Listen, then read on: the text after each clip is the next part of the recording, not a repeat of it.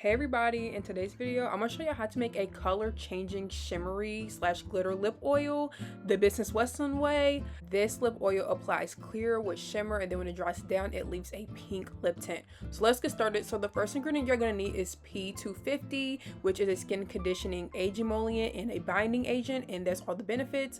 Now we're going to start off with OC, which I have a video on literally all of these ingredients and I go more into detail with each of them, so check that video out if you want a more chemist like breakdown on these ingredients.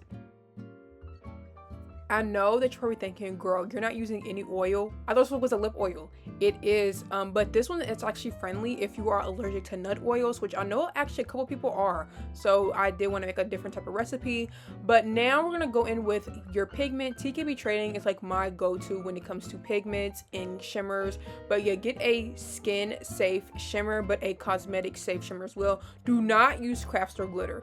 I get that asked so much. Do not use craft store glitter. Get cosmetic glitter. I like to add two different types of shimmer pigments. I like to add a lighter one and a darker one. It just adds more dimension and adds more depth to the lip oil shade and how it looks on your lips as well. It just really looks nice. And now you don't have to include this, but since I wanted this lip oil to be pink, which it just made the lip oil a little bit more sheer, especially with that it already gives a pink lip tint.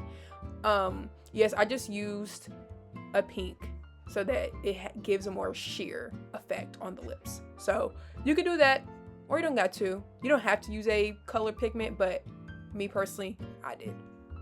Also, I added a strawberry flavor to this lip oil, and also I did wanted to say, please make sure that you mixing the oils and the pigments together all at once at first, and put it like in a separate cup or bowl, whatever, because then you pour it into the Versagel and it just gives a more smoother finish, and honestly it makes it easier on you as the person who's making this. So yeah, that is definitely one of my best tips. Now we're gonna go in with the TKB Trading color changing liquid pigment, but I would recommend putting it in the liquid mix first.